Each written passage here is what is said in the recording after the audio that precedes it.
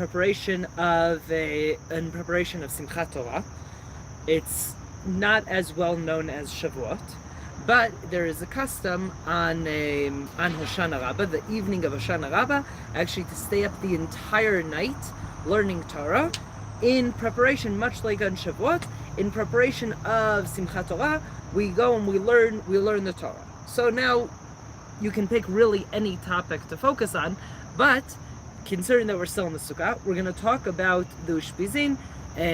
Some of you were here for some of the first three when we were talking about Avraham, Yitzchak, and Yaakov, but we're going to go through all of them and sort of compare, understand different lessons that we can learn from each one of them, get a bit of different perspectives, and try to see a lot of different things about them.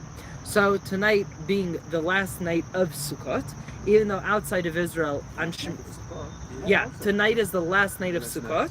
Tomorrow night is already Shmini Atzeret.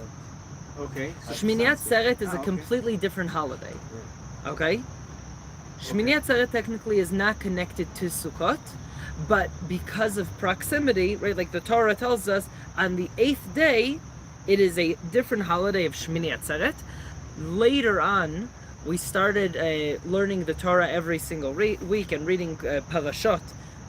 Before people were reading parashot, there were different ways of counting how we're going to split up the Torah. There were communities that were finishing the Torah every 3 years, every 5 years. Then it became agreed that what we're going to do is we're going to read one parasha every week. Sometimes we're going to double it up, and sometimes on like Shabbat Chol Hamoed when we read a different reading. So you have all of these types of things, but we'll finish a cycle every year. And in Israel, it was added in of Simchat Torah and Shmini Atzeret put together. Outside of Israel, we have 7 days of Sukkot, and then Shmini Atzeret is on the 8th day. Okay, a completely different chag. In Israel, you're not allowed to sit on the Sukkah on Shmini Atzeret. Outside of Israel, there's different customs. What we do over here is we sit in the Sukkah, but we don't make a blessing to sit in the Sukkah. And then that's going to be tomorrow night and Thursday morning, which is Shmini Atzeret. And when we go into Simchat Torah, we're not sitting in the Sukkah anymore. Okay, so from Thursday night and on, we're not sitting in the Sukkah, but we have this kind of this custom. We're gonna make the blessing of leaving the Sukkah tomorrow for lunch before we go in for services on Wednesday afternoon, Wednesday evening. So you can come, sit in the Sukkah, have something small to eat, and then there's a special blessing, we have it in the Siddur, of when we are leaving the Sukkah, that just like how we kept this mitzvah and sat in the Sukkah, we'll be worthy of sitting in the Sukkah with the righteous of the Sukkot Orosh Leviathan, of the skin of the whale, right, of the big whale that God makes a feast out of. Okay. When you finish eating, then you do this? Yeah. So it's like it's the last meal. So there's a few different things that people do in meals. The first one is when you go into the Sukkah, there's a special bracha that you say when you're going into the Sukkah, and we have a bracha when we're leaving the Sukkah. Okay? And with that, every single one of the days has an Ushpizin. Okay? Ushpizin literally means guests, and this custom starts with the Zohar.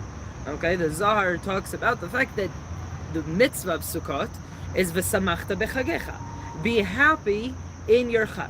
More than maybe other holidays, there is a specific mitzvah of being happy on Sukkot. What do we do when we're happy? Well, we want the entire family over there. So the entire family, we go all the way to the beginning, and we start inviting all these important guests that are known as Avot HaUmah, the fathers of the nation.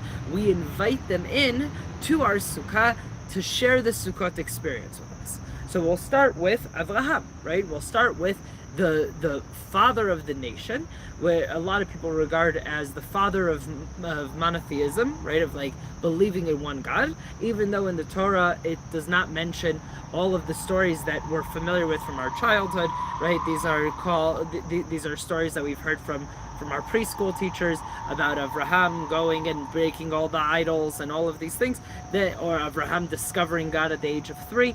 It's not mentioned in the Torah. These are from Agadatot, from stories that are passed in Midrash Rabbah mostly, and they tell us different stories about who Avraham is. Why does it start over there? The Torah tells us Avraham is 75 years old, and God tells him, Lech Lecha. That is the first interaction that Hashem has with Avraham. Now, if you'll notice, let's say with Moshe Rabbeinu, when God talks to him, Moshe is trying to figure out who Hashem is, right? And then God says, I am the God of Avraham, Yitzchak, Yaakov, because Moshe Rabbeinu never had a interaction beforehand. Avraham at age 75, God says, Lech Lecha, Avraham says, okay, right? So, there's a question of, did Avraham have an interaction with God before this? Did Avraham believe in one God, and therefore, when Hashem talks to him, it's clear to him? Is Avraham the only one who believes in one God? Are there more people?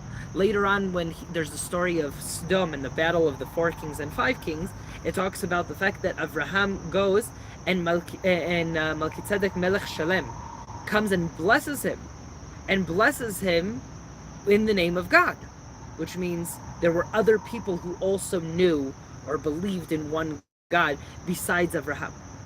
So the question is Avraham spreading this?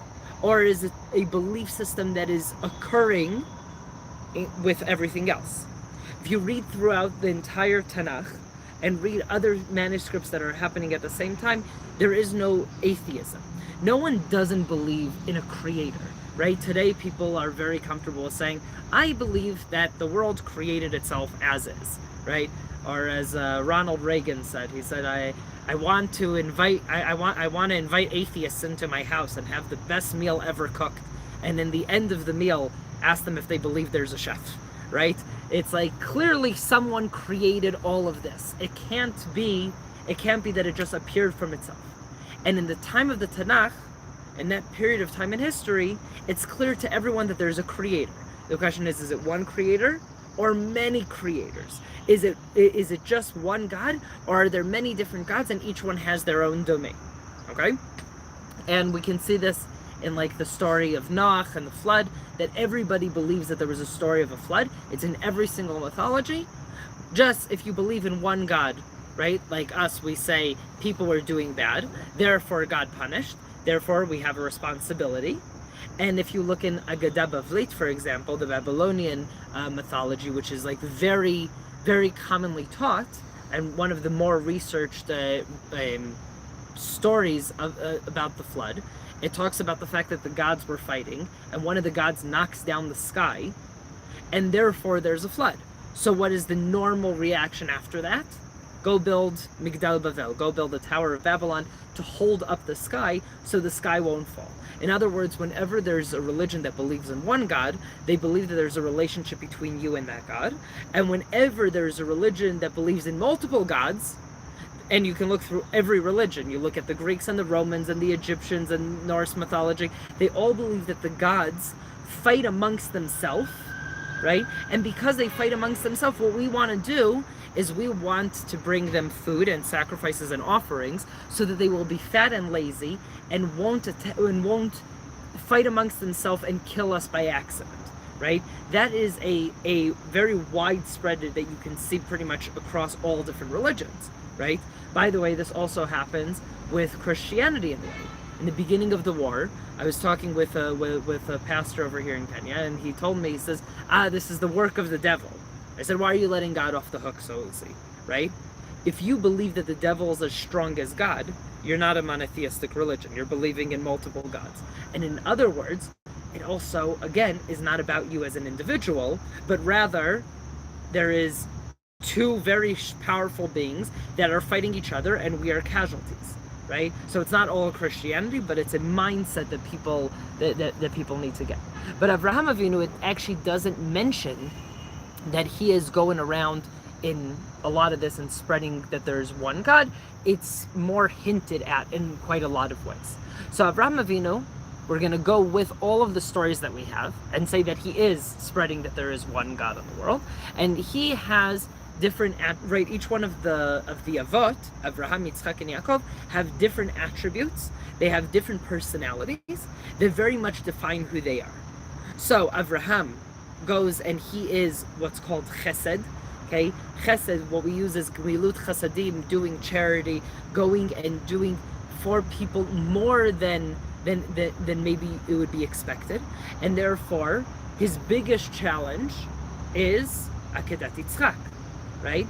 Taking Yitzchak and going against everything that he believes as a person who believes in peace and in harmony and believing in one God, right? And fighting all these idol worshippers about their sacrificing their children, him himself going because God tells him to.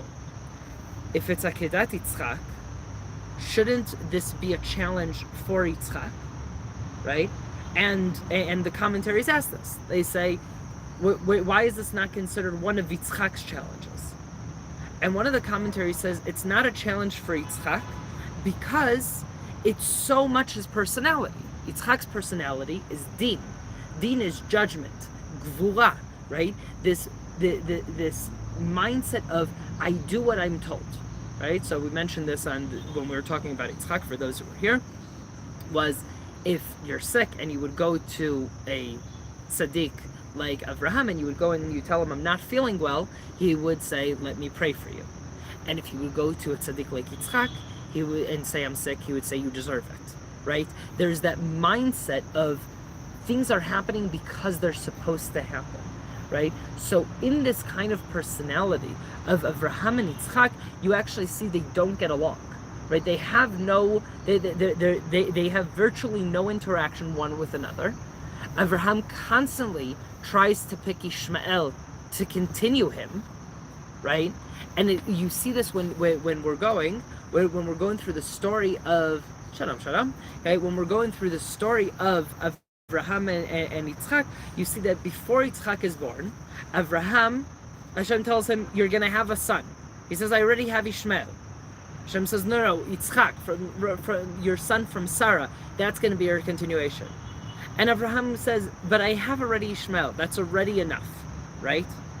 And when Yitzchak is born, right, Avraham still has this very strong connection to Ishmael. Sarah says, you need to get rid of him because he's causing trouble.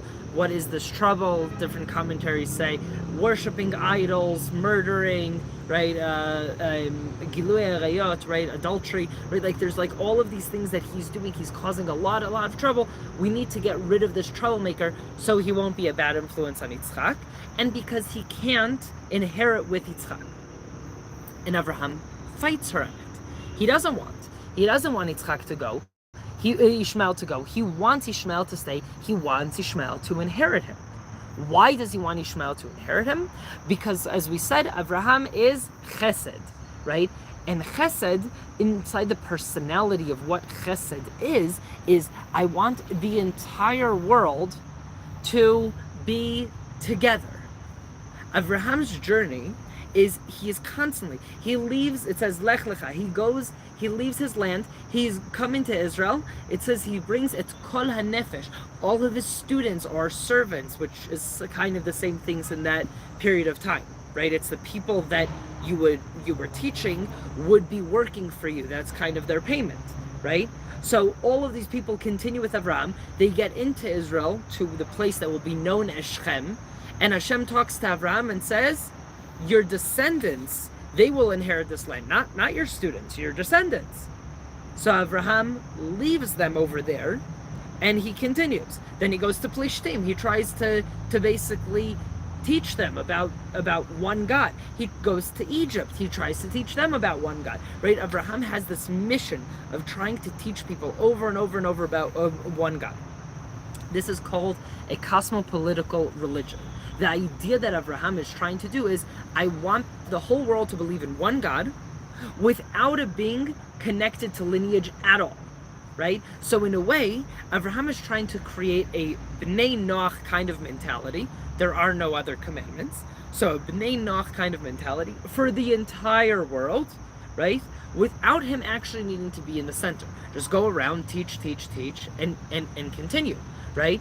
And Ishmael, later on, his descendants of Islam, in a way try to create the same thing. It doesn't work, okay? It doesn't work with Ishmael, okay? But he tries, in the sense of the whole world should believe in one God. That is the goal. It later on goes off the rails and becomes very violent. Okay, Muhammad isn't able to actually do what he set out to do in the beginning because it wasn't working. So he became a warlord and goes around fighting and attacking people to convert them into Islam. But in the original plan, Muhammad is looking at Abraham as a role model and saying, well, how do we get people to believe in one God, right? It doesn't need to contradict Christianity. It doesn't need to contradict Judaism. Let's just continue from there. And then Yitzchak is born. And when Yitzchak is born, Yitzchak has the exact opposite personality from Abraham. Yitzchak is din. He is going straight forward. Abraham is being very large about things, right? Has a big forgiving side to him. And Yitzchak is, this is how things are supposed to happen. So, Abraham wants to choose Ishmael over and over and over again. And Hashem keeps on reminding him, Yitzchak, right? Hashem even, there's, the story of Akedat Yitzchak, of the binding of Isaac, right? And in that story over there, Hashem is talking with Abraham, and he breaks it down for him. He says, Kachna et bincha, take your son. And Rashi says, which son? I have two. Et yechidcha, your only son. He says, they're both the only son for their mother. Asher ahavta, the one you loved. I love both of them. Et Yitzchak, right? Take Yitzchak.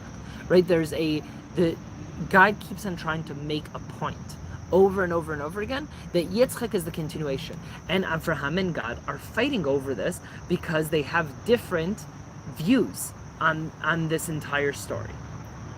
All of this changes in a way, okay? In a way, because not really completely, but you see the change between Avram and Avraham. Before Avraham is circumcised, his name is Avram, which means father of nations. Okay? That is his purpose. His purpose is to be the father of all nations and bring everyone together in this kind of way.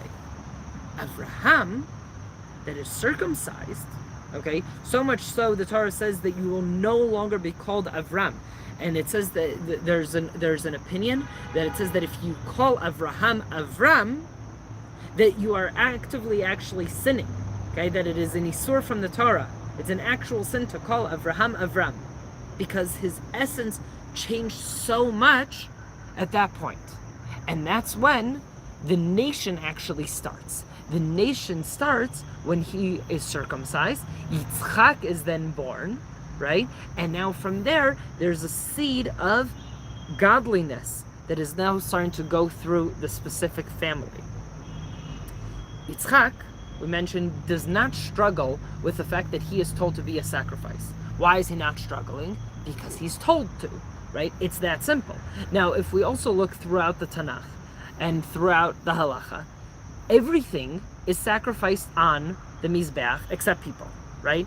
You have animals, you have things that grow, right? You even have things that are domem, like you have water, and right, the things that are not from the living, right? Even that is brought into the mizbech. The only thing that isn't is people, right? Yitzchak is being told that he's going to be a korban. He's fine with it. It's my destiny. It's what I'm supposed to do. Possibly, according to the commentaries, he has a harder time being told you're not going to be the korban over there. Why? Because at that point he says, I was told I'm going to be a korban. Is there something wrong with me? Is there something wrong that I am not worthy to be an offering? If Hashem wants me, why isn't he taking me? Okay?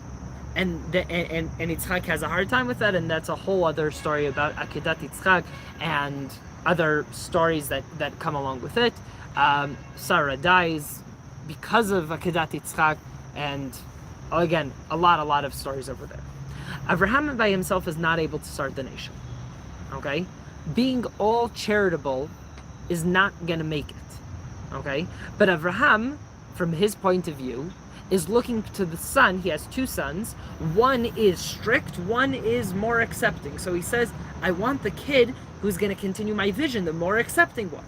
God tells him, no, you need to take this more strict kid. Avraham sends Eliezer to go and find a wife. And when he sends Eliezer to go and find a wife, he goes and he looks for Rivka. Why is he looking for Rivka? What is the essence of Rivka? The essence of Rivka is Avraham. What? Values.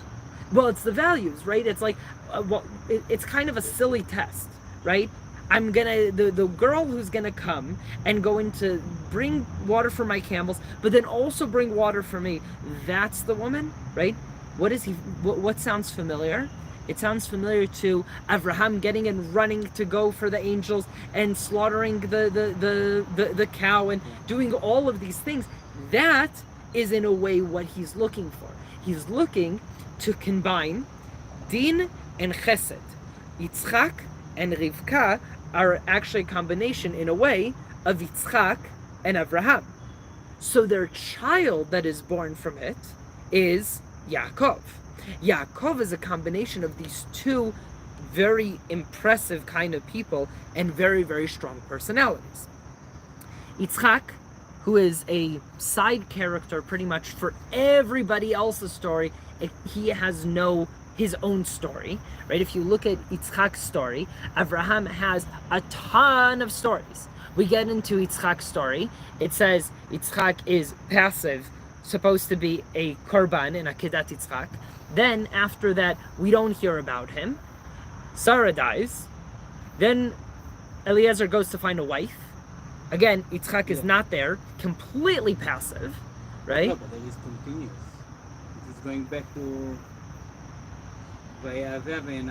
right. So Yitzchak is the first like person, a couple, let's say, that has relationship. Exactly. So Yitzchak is the first one that we hear that is actually like enjoying something in his relationship, right? It says that he is making her laugh. Some commentaries look at it in a more intimate sexual way, and some say even in the most simplistic way, right? There's something about Yitzchak that is fun, right? And they are enjoying each other's company. Okay? But Yitzchak, again, has virtually no stories, right? He repeats the story of Avraham with the Plishtim, same exact story, and that is basically his biggest story that he is somewhat active in. He's also not really fighting almost at all over there, right? And every time that there's an argument, it's between his shepherds and the Plishti shepherds, but not him, right? Not him directly. Then his children are born. He is not involved again, right? And then there's a story that he gives a blessing to Yaakov, and then that's pretty much the end of his story until he dies, right? There isn't a story of Yitzchak. There is a story of Avraham. There is a story of Yaakov. Yitzchak's in the middle. In a way, this is also what we were talking about of the gvula, of bravery, of it's not all about you. We often think that our story is specifically about us, but often it's not. Often we are not the main character. We sometimes need to think about it like that as well, that we are. Sometimes we need to think that we're not, right?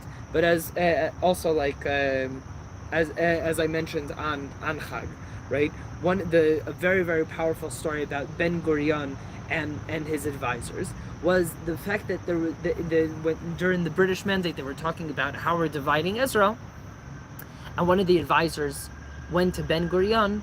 Well, Ben Gurion asks him, he says, "What do you think? Should we accept it or should we not?" And he says, "I need to advise with two people." And he comes back the next day, he says, "We can't do it." He says, "Who did you advise with?" He said, "With my grandfather who's already passed, and with my grandson who hasn't been born yet." Right? I need to advise with everybody who came before me. Is it fair to them? If I decided now not to be religious, is that fair to everyone? Right? I decide I don't want to be Jewish anymore. I want to intermarry, leave the religion. Is that fair to everyone who's gone through inquisitions, pogroms, Holocaust, everything, so that I could be Jewish today? Is it okay just to leave? And worse than that, is it okay for all of my descendants that will come that I'm disconnecting, right? Making a choice like this about the land of Israel is not something that a person can say, well, what's in my best interest now? It's not about you. It's about everybody who fought before you and everybody who will come after you, right? This is part of like something that you talk to soldiers now during the war, and they feel very, very strongly about this. right? So I'm not fighting for myself right now. I'm fighting for everyone who came before me and everyone who will come after me.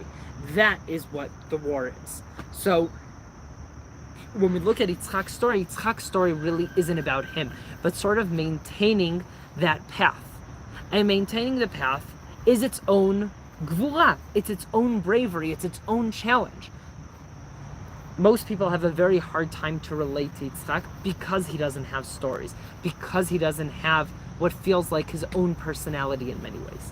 But Yitzchak sees that this stoic strength of standing in your place and not moving, he never leaves Israel, is extremely important. So when he looks at his two sons, he has Esav and Yaakov. As simple as what the Torah tells us.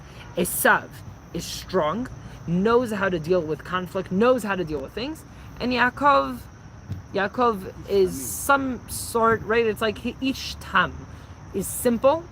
He is Yoshev Ohalim, right? He sits and learns. We know that he knows how to cook, right? That's what we know about him, right? We know that he can't really handle himself in the real world. He's not able to. Yaakov's whole struggle is, well, I need to tell the truth. I need to behave in a certain way. So Yitzchak doesn't pick Yaakov. He looks at Yaakov and says, this kid is a wimp. This kid, if he gets into the real world, he is going to get eaten alive. So who does he pick? He picks Esav, okay? And we look at these two stories, at Esav and at Ishmael, and we go, how could our fathers have picked the evil brother? Right? They're like, both of them, we look at our stories and we say they're wicked. So first of all, it could also be a question of narrative, of how we're writing the stories, or how God decides to present the stories to us. But more than that, there's a Freudian truth, right? Which is, if your father's righteous, you are doomed to be wicked. If your father's wicked, you're doomed to be righteous. Which is why a righteous man, a son of a righteous father, is such a rare occurrence, right? Because we're naturally inclined to go against what our parents do. So Abraham looks at his kid and he says, okay, the kid is a little bit wicked. No problem, that's fixable. Changing a kid from being, more open to more strict to becoming more open and more accepting, that's not going to happen. A kid that's a little bit of a troublemaker, that we can fix, right? Yitzchak looks at his two kids. He says, okay, Esav's a bit more of a troublemaker, but trying to turn a nerd into a father of a nation, right? Trying to take Yaakov and make him into a fighter, because there's going to be challenges that he's going to need to fight, right? That's not going to happen. When does it happen? When Yaakov is able to lie to Yitzchak. The words that Yitzchak uses is Hakol Kol Yaakov v'hayadayim yedei Esav. The hands are the hands of Yaakov, and the voices of Yaakov, and the hands are right. So Rivka does all this. Why? Because Rivka knows the prophecy that Yitzchak doesn't know from the beginning. Why does Rivka like Yaakov? Because no one should really like Yaakov in that family, right? You should always like the stronger kid, the kid who's gonna survive, especially in those days, right? You only have one kid who's gonna make it in the world. Choose the stronger kid. Why does Rivka like Yaakov? Because the prophecy that she gets when she's pregnant with him is... But it's a story. It's not it's in the Torah. It's in the Torah. Okay? Yeah, she goes, it says, Vatelech lidrosh et Hashem. She goes and asks, and she's told that she's pregnant with twins, right? That's in the Torah. She's pregnant with twins, and it says, Mile'om mi'ematz v'rav yavod seir. The nations, right? They'll turn into nations, but the older one will worship the younger one. In other words, Yaakov, whose name literally means being held by the ankle, right? He is born with a disadvantage before he's even born. He's already the weaker kid, right? But he is prophesied before he was born that he's going to rule, right? So she likes him because she knows this. Not because of anything else. It's not that she's gentle and Yitzchak is rough, and therefore it's about the fact that Yaakov will survive and Yitzchak doesn't believe it. But why Yitzchak is not getting this profit and just Rivka is getting it? So there's a whole discussion about that, about the fact that Yitzchak basically Yitzchak is not, there's different prophecies for different people. Okay, different people get to see different prophecies. So, for example, when you read Maaseh Kiseh and Maaseh Merkava, right? So you have two major prophecies that are talking about God in His full glory, right? With like the later prophets. And if you read commentaries, a lot of them actually point to the fact that they actually got the same exact prophecy, and each one sees it very, very differently, right? Yitzchak doesn't get prophecies like Rivka does. Avraham and Sarah don't get prophecies the same way, right? It's why Hashem tells Avraham everything that Sarah says, listen to her, because Sarah is a bigger prophet than Avraham, even though she virtually never has communication with God that we know of, right? So different prophets have different interactions, and Yitzchak very possibly is not allowed to know about this prophecy, okay, according to the commentaries, so that Yaakov will get the bracha through cheating, okay? The importance of Yaakov being able to cheat his father, right, is to be able to deal with the challenge. Now, many different commentaries have very, very different opinions about this, right? Like some look at it and say what Yaakov does is objectively wrong, right? Who's right over here? Rivka and Yaakov, okay, or Yitzchak and Esav? Esav's right. He came, he stole, he cheated. Yitzchak says someone came and took your bracha, right? Rivka knows that he's supposed to. The point of view that I like, in many ways with this, is Yitzchak is waiting for one of the kids to get both of those personalities. If Esav is able to stop and learn, then Esav should get it. And if Yaakov is able to man up and deal with the real challenges of the world, because the world is hard. The world is a hard place. So if you refuse to admit that the world is a hard place, you're a sucker, you're gonna get cheated out of everything, right? If you're innocent, right, you're naive, you're going to get destroyed in the world. And Yaakov, just in the beginning of his story, is not gonna be able to handle. So he has these challenges. What makes Yaakov is this first story. Then, afterwards, he runs away from his brother, goes to Lavan, who cheats him 1,000 times, right? Then after that, he has his family, right? His children lie to him about Yosef being killed, right?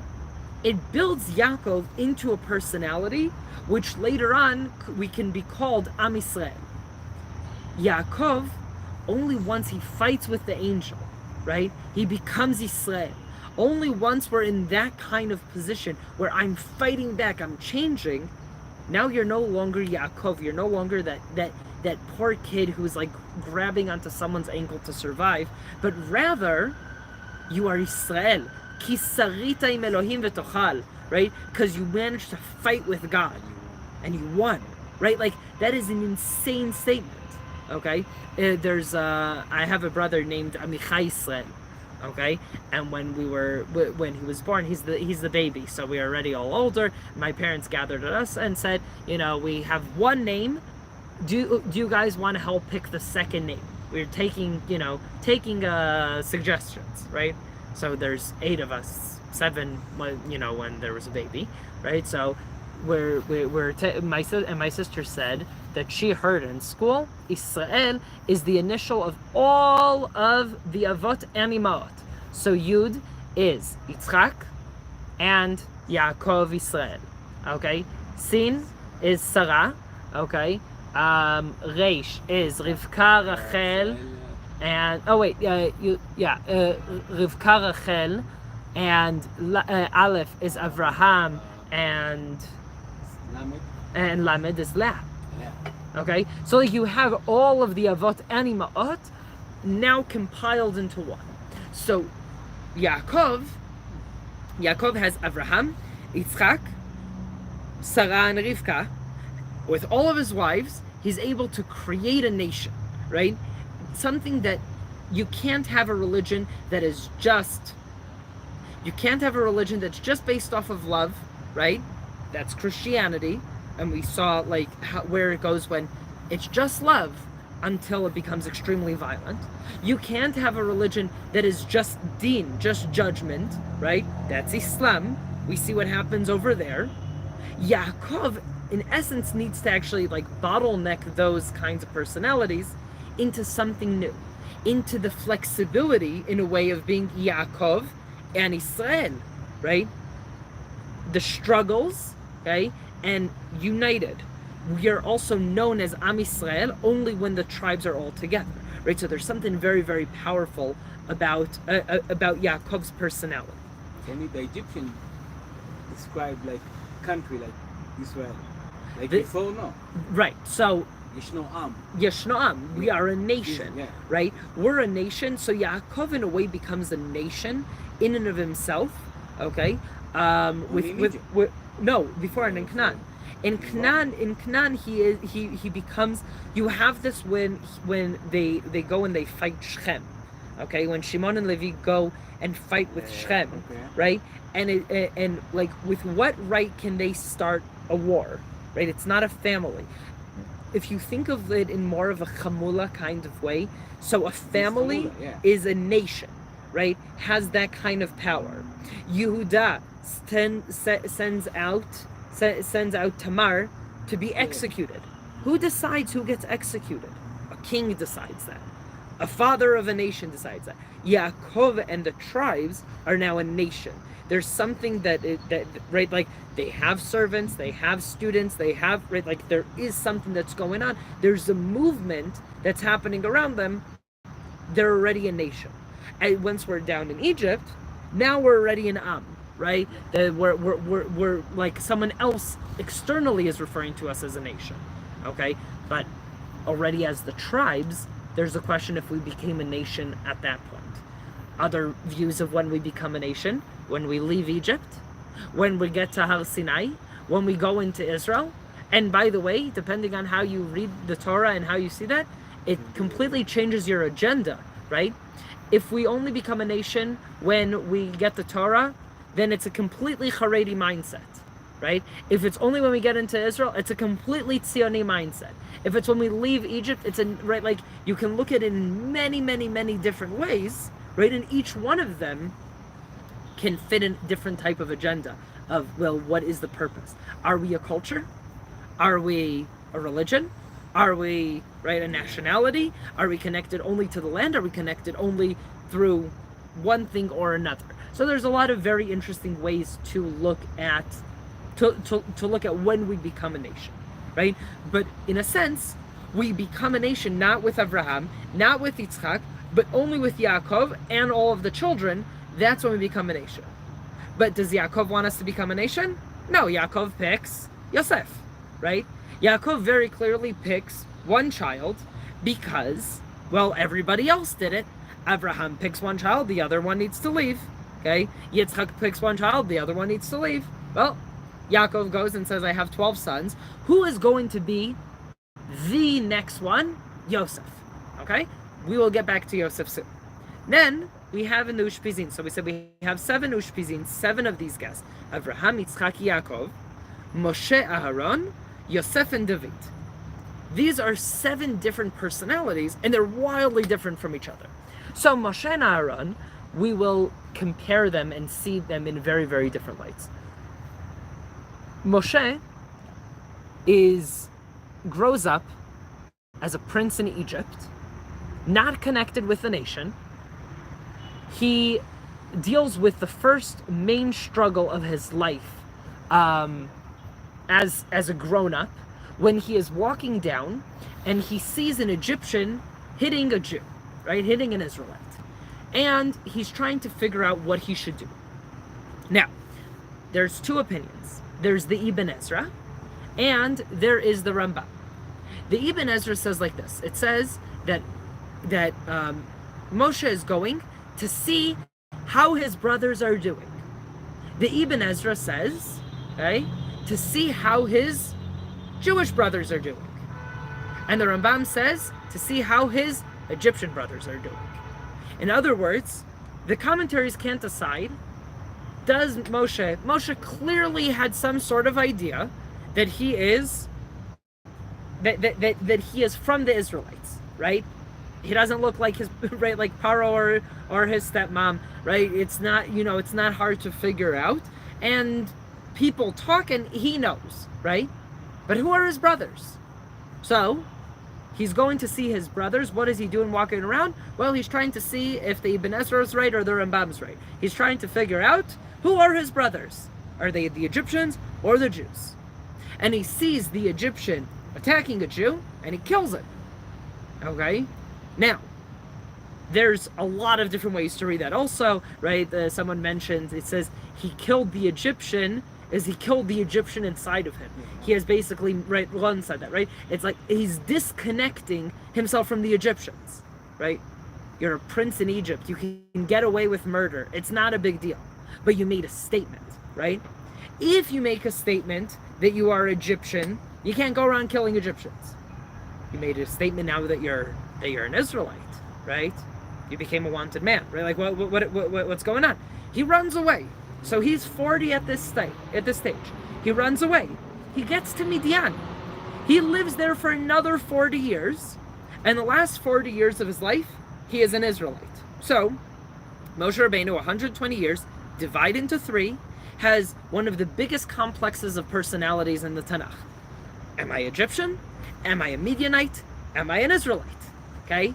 So much so that Ish Mitzri Hitzilanu Miyado, the daughters of Yitro, tell their father, an Egyptian man saved us. Okay?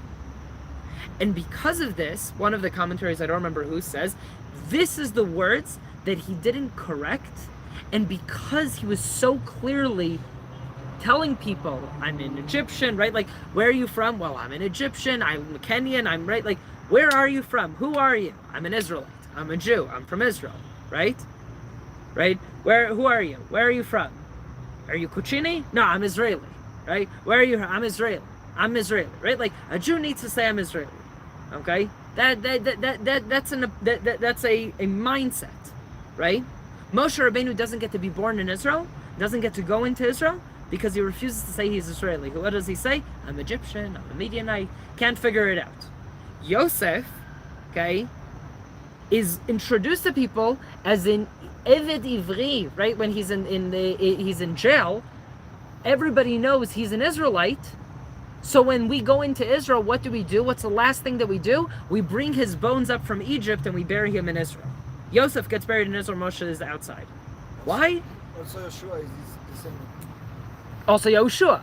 Beautiful, right? Also Yoshua. That personality of I'm an Israeli, right? Not necessarily as like the nationality, but as the personality of I'm Jewish. Therefore, by default, I only have one place, Eretz Yisrael, the land of Israel, right? So when I'm looking at it in this kind of light, Yosef and Moshe, the argument between them is, well, I'm living outside of Israel. How do I introduce myself?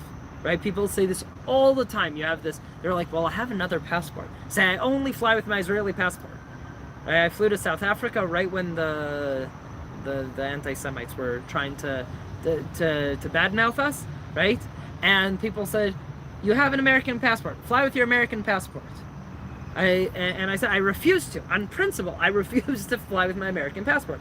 I will walk around with an Israeli flag pin and with my Israeli passport, and I'm gonna go in, and it doesn't matter what's gonna happen.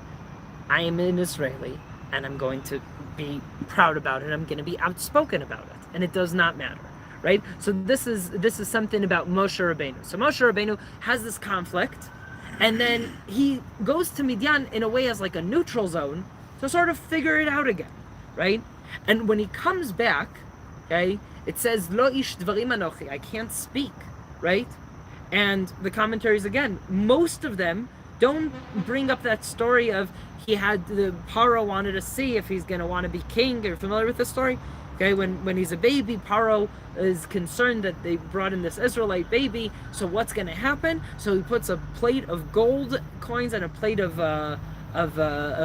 coals, right? Moshe as a baby is like trying to take his crown off, and like the sorcerers are saying he's gonna overthrow you. So they say, okay, let's see. If he's a smart baby, he'll go for what's shiny. If he's a stupid baby, he'll take the hot coals, right? So the Midrash says that he goes for the coin and an angel moves his hand and he puts his hands in the coals and it burns him, so he puts it in his mouth, and from then on he has a stutter, right? But most of the commentaries don't look at that point of view, and they say, Lo ish dvarim anochi, I'm not good with words, I can't relate to these people who were slaves. I didn't grow up with them. I grew up in a palace. Who could relate with them? Aaron. Aaron and Moshe, in many ways, are complete opposites.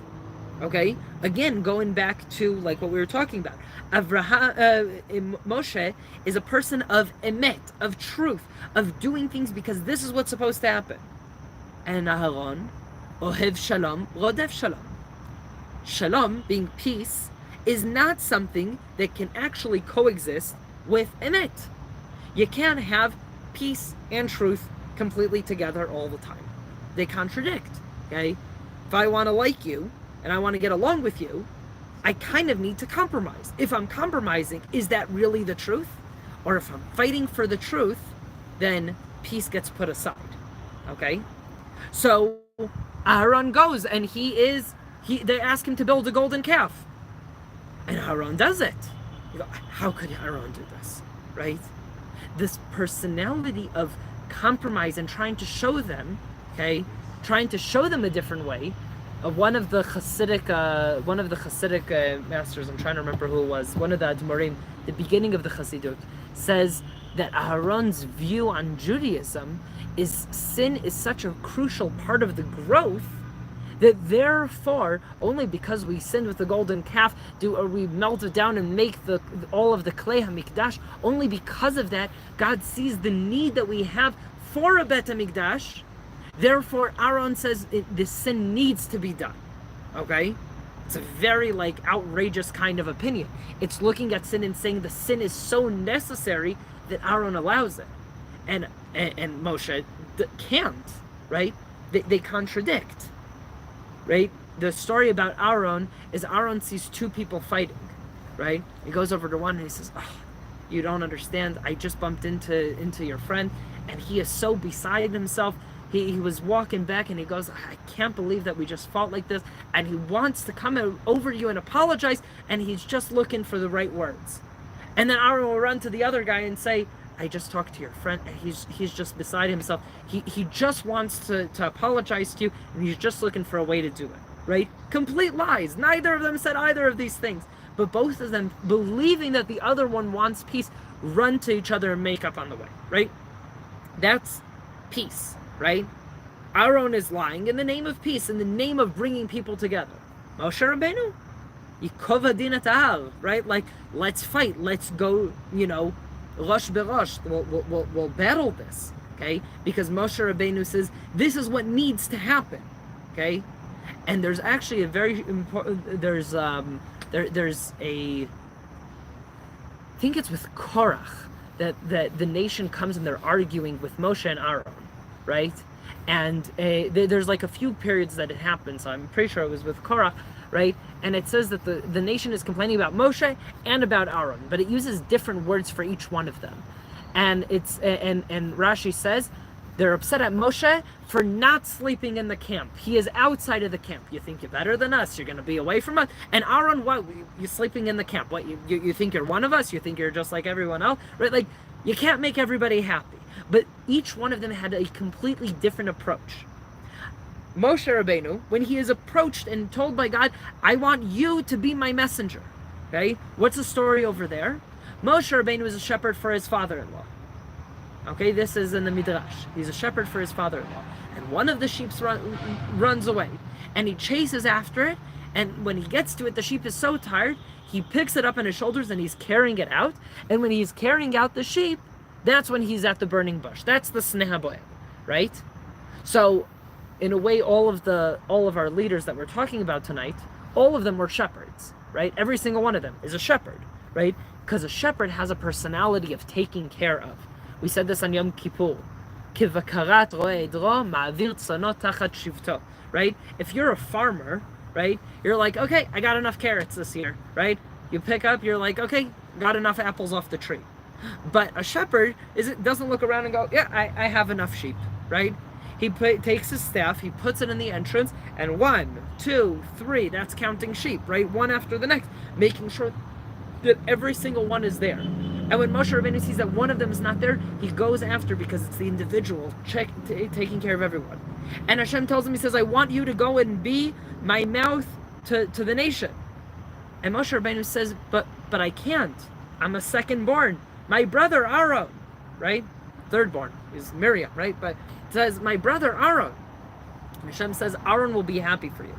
In other words, the modesty of Moshe is not like Aaron. Aaron is told you're going to be the Kohen Gadol, no problem, right? So, well, what is modesty? Modesty is knowing who you are. If you discover the cure for cancer, well, that was part of his argument. His argument is, I'm not good with words, right? So if I'm not good with words, you can go with the midrash that we mentioned and say, I have a stutter, which is one opinion, right? Or the majority opinion is, I'm not connected with the nation. I grew up my entire life in a palace. Aaron grew up with them. Aaron can speak, right? It's another question in leadership. Does the leader need to be from low society, growing up, and know every single part? When you have this in the Israeli army versus the American army, okay, leadership. If you want to become a commander and officer, you have to go and first be a simple soldier and work your way up. There is no such thing as officer school in Israel that comes without first being a simple soldier.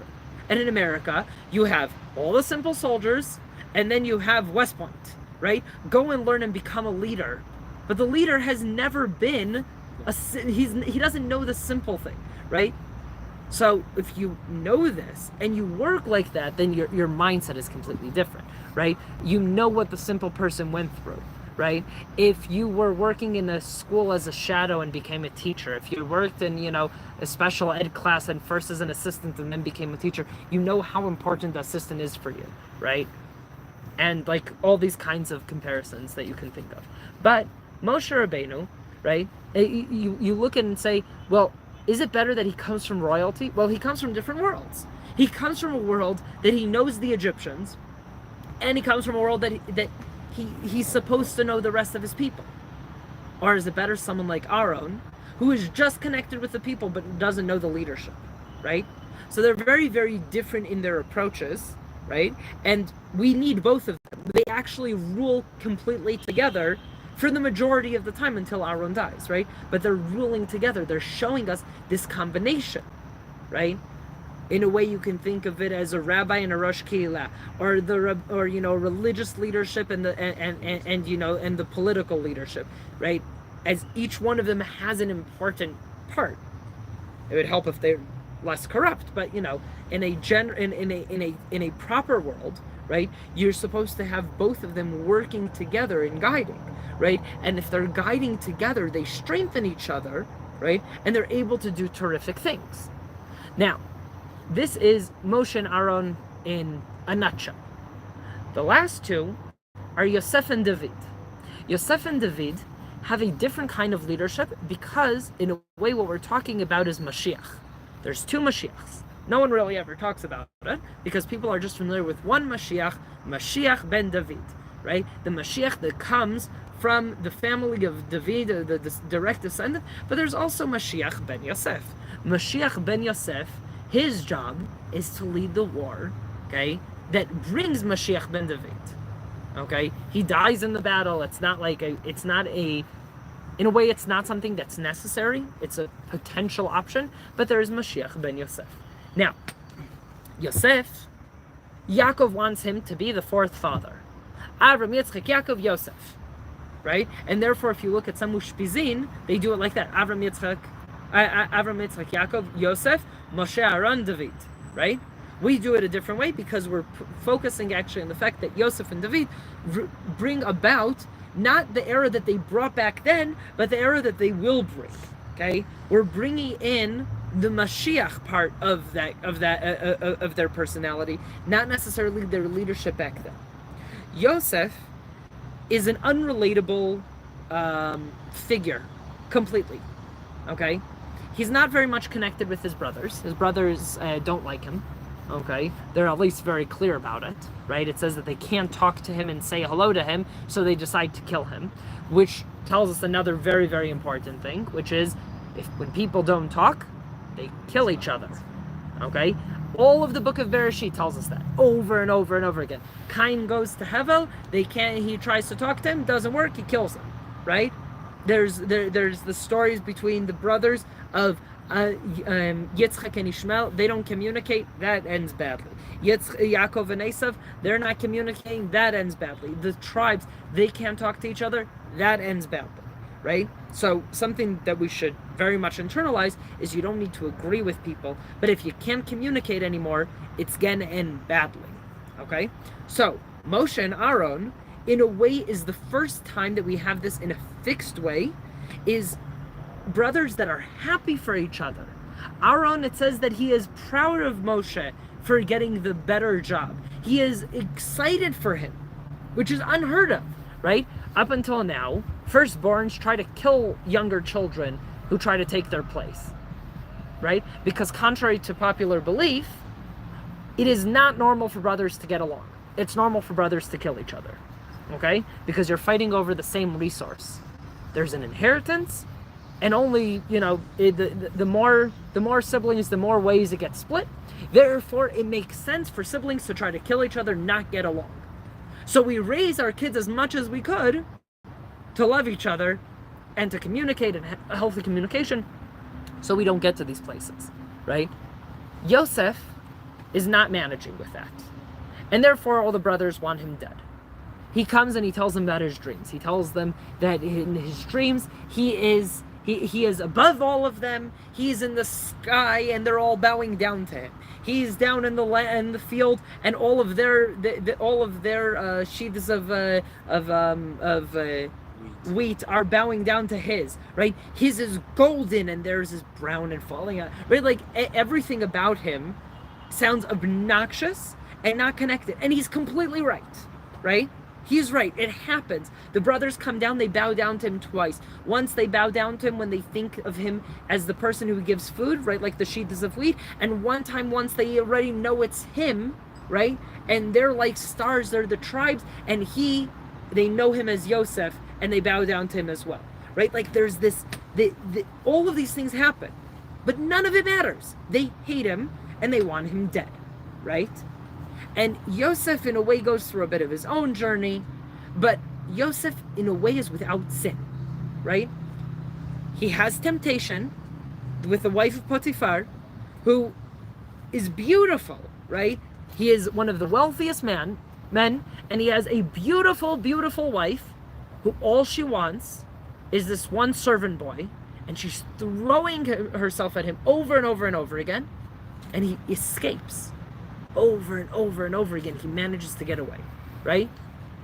And who of us can say that we're that strong to get rid of that temptation, right? There's actually really nice midrashim about this. My favorite one is Rashi says that he sees an image of his father, right? And this is what keeps him strong. And Rav Shlomo Karlebach brings the nicest midrash. I don't remember which Hasidic rabbi said this, but he says he saw an image of himself as a father, right? And he says, how can I face my future children if I've sinned like this, right? If my children knew that I've slept with a married woman, how could they ever look at me? If my kids ever found out what a bad person I am. Right? So a lot of us would be very embarrassed if our parents saw us doing something wrong. How much worse would it be if our kids saw us doing something wrong? Right? 1,000 times worse. Right? Therefore, I like that kind of approach of he sees himself as a father and tries to see how it would look. And Yosef raises his kids not to be competitive. Ephraim and Menashe, right?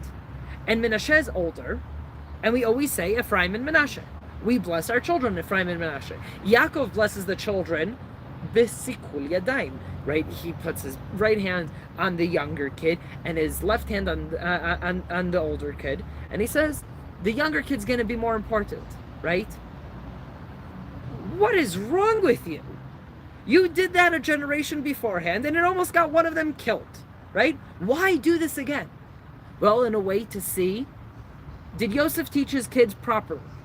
Are the kids going to grow up properly? Are they going to not fight? And Ephraim and Menashe don't fight. And Menashe gives Ephraim that place of respect, right? And Yosef ultimately, because of his personal growth, his siblings' growth, in a way, he's the one that decides that they will be 12 tribes and not just him. The nation could have continued from Ephraim and Menashe, right? He passed the test. But Yosef keeps his siblings close and keeps the family and keeps the nation in that way, okay? Another thing that people don't realize is the Ketonet Pasim of Yosef, right? We refer to it as the multicolored coat. Pasim, stripes, people think of it and look and say, oh, multicolored stripes. One of the commentaries says, Pasim means there's stripes on the end of like cufflinks, okay? In other words, I have cufflinks. I'm not here to work, right? His job, his father sends him out to do what? To see how his brothers are doing. The brothers, the children of the concubines, to see, are they going to be part of the nation? Or are they like Ishmael? Are they getting kicked out? Are they getting cast away, right? And what is Yosef? Yosef doesn't work. All the kids are outside in the field. They're all shepherds. Yosef is above them, right? He has this pasim, right? To show that he is on a different level. He is an inspector, right? And Yosef decides, all the brothers, the sons of the concubines, the sons of Leah, where we're from, right? The tribe of Yehuda, right? The majority of Jews in the world, and not all of them that we know of, come from Yehuda, right? From the children of Leah. And we look at it and say, how did that happen? Yaakov only loved Rachel. It's very easy for Yaakov to say, I still only pick Yosef. He says this over and over again. You know that I only had 2 children from my wife. Talking to the rest of his kids, I only had 2 children from my wife, right? In other words, Yaakov is picking 2 children, Yosef and Binyamin, and potentially only Yosef. And Yosef is picking the tribes, okay? Now, Parashat Vayechi, the end of the story of the tribes as individuals, and Yaakov sits there and blesses them. And he is sitting there and goes, okay, Yosef, you've picked that all of the kids will be together, and we're going to be a nation. So, let's give out blessing. Who is going to be the king? Who should be the king? Well, you're in Yosef's palace. How about the one person with actual kingship experience? No, he doesn't pick him. So let's go with the Bechor, right? The firstborn, Reuven. Reuven, can you be the leader? No, you are impulsive. You have slept with a concubine. You have with one of Yaakov's concubines. You whenever you're asked about like taking responsibility, you give ridiculous answers, right? Reuven is trying to get Yaakov to give him Binyamin to go down to Egypt, and Yaakov says no. He says, if I don't bring it back, kill both of my kids, right? Who says these kinds of things? Kill both of my kids. Yaakov just lost another son. I should also kill my grandchildren, right? Like, this is not leadership material. So Reuven, no. Shimon and Levi, very strong personality. Should they be leaders? Well, when you guys get angry, okay, you have no self-control and you've destroyed a city, okay? Right? Like, with your anger, you're willing to destroy the world. Okay, who do we go to next? Right? Goes through all the kids. Gets to Yosef. Yosef doesn't get kingship. Who does? Yehuda. So, the story of Yehuda, and this also leads us into David HaMelech. The story of Yehuda is Yehuda sells his brother into slavery. His wife dies. He gets depressed. And he leaves. Sorry. He sells his brother into slavery. He takes his wife and his children and leaves. His wife dies. He marries off his son, okay, the first son, and marries a woman named Tamar. He dies. By law, the Yehuda family needs to take care of her. So, Onan, the second child, is supposed to have a son in his brother's name. He refuses to do it. It says that whenever he comes and he's intimate with her, he pulls out and comes on the ground so that he will never impregnate her, right? And God sees this as a bad and evil and wicked thing, okay, and kills him as well. Yehuda now has his last son, Shelah, and he says, this woman has killed 2 of my children. I don't have a wife. I have 1 son left. I'm not giving him to her. I can't tell her I'm not giving him to her. But here's what I'm going to do. I'm going to tell her, go back to your parents' home. And when my son grows up enough, okay, maybe hoping that he'll find someone else and we can just put this whole ugly story behind us, then I'll come and call you. Shelah grows up. Yehuda does not give him to her. So she decides to go and disguise herself as a prostitute. This is one of the saddest stories that there are. Yehuda goes and sleeps with her. Why? What does that mean to go and sleep with a prostitute? The entire purpose of sleeping with someone, in a way, is to have kids, to continue. You're going and you're sleeping with a prostitute, you're throwing away your future. Yehuda is not looking for a wife anymore. Yehuda is not looking to be a part of the nation anymore. He's depressed, okay? Really depressed. He sold his brother. He thinks he's dead, okay? 2 of his sons died. His wife died. Start a new family. Go get married again. No. He goes and he sleeps with a prostitute, right? And she requires from him 3 things that are basically his identifying tools, right? Objects, right? That she will give back when he comes and brings payment. And when he comes back to give payment, she's gone. He doesn't know who she is. She was covered, didn't see her, done, right? A few months pass, she's pregnant with twins. And Yehuda says she slept around, kill her, okay? By law. She was supposed to wait for his son. She didn't. Therefore, she needs to be executed. Burn her. And, Excuse me, but all along, he knew that he didn't want to give his son to her. Maybe. So why? I'm saying that's a commentary. Strictly in the Torah, it says that he that he tells her, wait until my son comes of age, right? Because he's afraid for him. Okay? It could be, by the way, it's not even, you could even look at it with the commentary that says that he was never intending on giving it to her. Is she allowed to sleep around? She is still of some sort of consequence, right? Now, Yehuda is wrong in this story, okay? And Tamar has every right to call him out and could just say, it's your kid, right? Embarrass him in front of all of his men, and that would be it, right? And Tamar keeps it quiet to herself and says, I am pregnant to the person that these belong to. That's how she says it. Yehuda can just say, never seen this woman before in my life, right? Like, it's that easy, right? And you write history, she's dead, that's it, right? Yehuda stops and says 2 words, Tzadka mimeni. She was more right than me. 2 words. In English it's more, but 2 words. She was right, I'm wrong. Tzadka mimeni. Doesn't keep on sleeping with her, right? He doesn't have relations with her anymore. There's 2 boys that are born, okay? There's Peretz, who later on, his descendant, I think 5 or 6 generations later, is Boaz, who a few generations later is the grandfather of King David, okay? King David is a very interesting and chaotic character as far as like his personality shouldn't add up. He's a shepherd who's a bastard, and his father doesn't want really a relationship with him. His siblings don't want a relationship with him, okay? When the prophet comes and says, bring me all of your children, David doesn't even come up. No one even thinks about calling the little redhead kid, right? Of the brothers are all going to war. No one even mentions him. Oh, the runt of the family. He's a musician.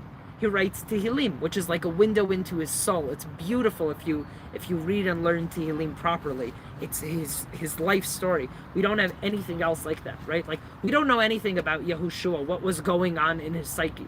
You know a ton about David HaMelech, of what was going on, because he's writing it as it's happening, and not only other people writing about him. So it's art, right? So like there's a lot over there.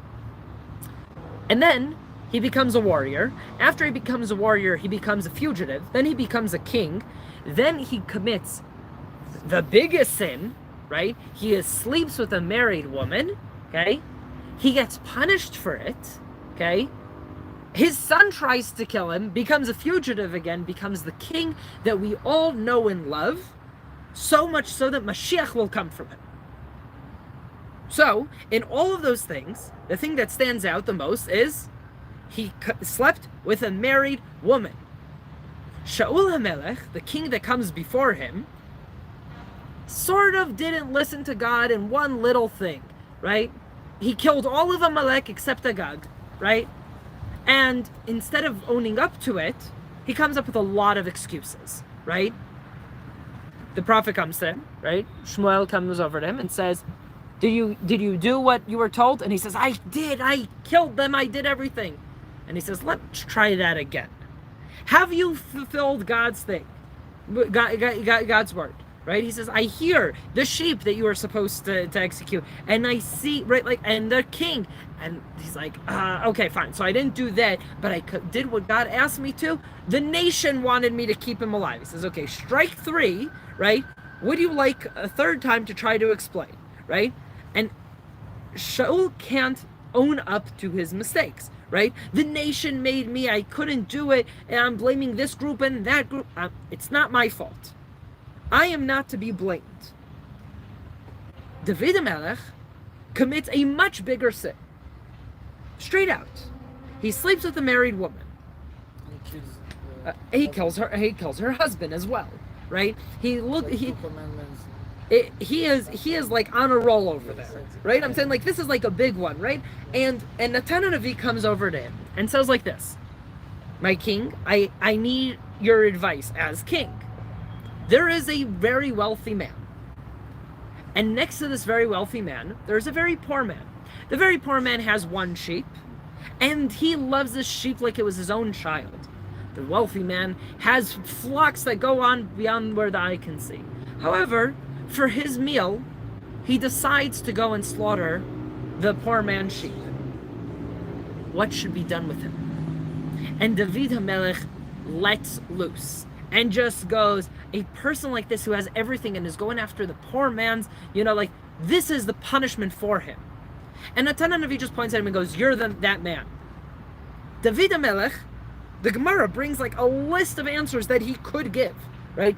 I am king, I sent him out. They have a get on condition that, like, as soon as they leave, they're technically not married, and he was supposed to come back and he didn't listen, and therefore he is not not subordinate, not listening to the king. He's culpable of insubordination. Insubordination, right? So, like, he needs to be executed, and all of these wonderful excuses that he could have bring. What does David HaMelech say? Chatati leHashem. 2 words. Again, there's something powerful over here. Chatati leHashem. I've sinned to God. I'm wrong. I have all the excuses in the world. I'm king. I have prophecy that from Bathsheba, Shlomo HaMelech's gonna be born. The nation needs me to be with her. Not yet, not now, right? You didn't listen, you went there. Chatati leHashem. David HaMelech owns up. Therefore, David HaMelech's descendants will always be king. Therefore, Mashiach comes from there. We're not looking for perfection. Here's where we go back to Yosef. Yosef is perfect. He can't lead. Why can't he lead? Because he doesn't know what sin feels like. He doesn't know what it means like to be human, right?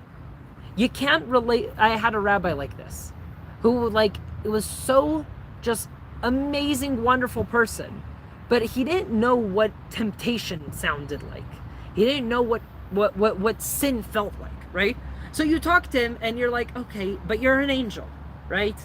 Everything that you do is perfect, right? And you're such a sweet and gentle person that I don't believe you when you say, oh no, I struggle with this too. Nonsense, okay? You see people that know temptation, right? And no sin, you're like, I can follow, right? When you're looking for a president who's never done anything wrong, okay? Well, you're gonna have a puppet. You're gonna have someone who's not who is so vanilla, right? In Hebrew we call it lam lam. Lo mo'il, lo mozik. Okay, doesn't do good, doesn't do bad. He's done absolutely nothing. Why? Because I don't want him to have a past at all. I'd much rather to have a leader who's made mistakes, who wasn't religious and became religious, who was someone who comes and has this mixture, right, of his worlds and says, I can see what you're going through because I've been through it too. Freud looks at it and says you can never lead someone or treat someone or help someone, whether it's as a therapist, a teacher, a parent, if you can't relate to them.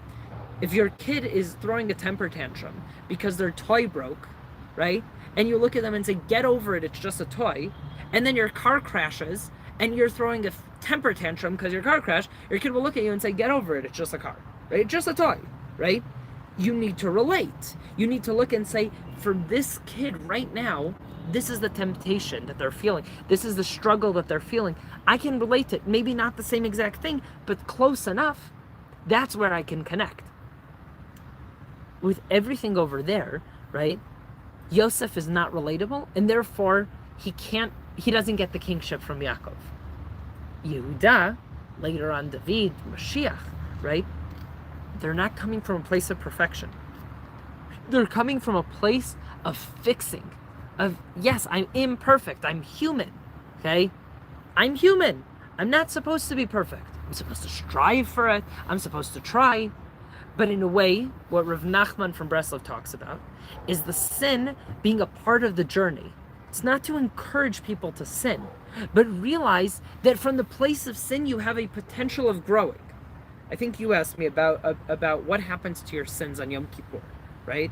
When we were talking about in the class for Yom Kippur. And we say, well, what happens with your sins? If you do tshuva from a place of fear, then you fix yourself, okay, they disappear.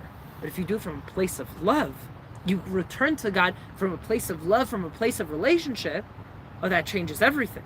That changes your dynamic of your relationship because the sin itself had something good in it. The sin itself is what brought you closer to God. If you went to a brothel, right, which is something you should not do, right? It's agreed upon. It's something you should not do. But because you felt so low, you have this like wake up call of, I need to fix myself. And then, right, like beforehand, you weren't so great, you weren't so bad. You walked into a brothel and you go, oh my God, who would do this, right? And then afterwards, you say, you know what? I'm going to fix this. I'm going to start going to the synagogue 3 times a day. I'm going to start eating kosher. I'm going to start doing all... Okay, was that sin objectively bad? Okay? Objectively, in the grand scheme of things, right? There's a dip. Did that dip push you higher? This is why Rav Nachman was controversial. Because he said it's not objectively bad, okay? The sin that motivates you to do good because it pushed you that you fell down to such a place has a good balance to it. This is not to encourage the sin. This is not to say that the sin is okay. It says, but if you did tshuva because of this sin, then the sin itself was a good thing, right? And then your sins become like mitzvahs, right? That is a crazy, crazy concept. But that is David HaMelech, right? The fact that Yehuda sleeps with Tamar, is it wrong? Yes, it's wrong. The fact that David sleeps with Bathsheba, is it wrong? Yes, it's wrong. But look what comes of it. Look what comes from these types of mistakes. What came from these mistakes is Mashiach, right? The potential for Mashiach. It can't come from perfection. It needs to come from a place of working. As a nation right now, it's no secret that we're not perfect. If we were perfect, we wouldn't need Mashiach. Because we're imperfect, we have the potential for Mashiach. Because we're in this struggle, because we're in this rut, because of all these things, now we have a potential of growth that maybe we didn't have beforehand. Maybe not when we were so far down, maybe not if we were so far better, right? But there's a potential. So each one of the Ushpizin, and with this we'll finish, but each one of the Ushpizin has a very different personality and has something very different that we can learn from each one. Often opposite lessons, right? You're not learning the same thing from Yosef and David or Moshe and Aaron or any of the fathers. We're learning different things. And maybe that's kind of the point, is there's no one way to worship God, okay? There are different ways, there are different approaches, as long as they're inside the boundaries of what Judaism is. As long as they are clear that these are paths, right?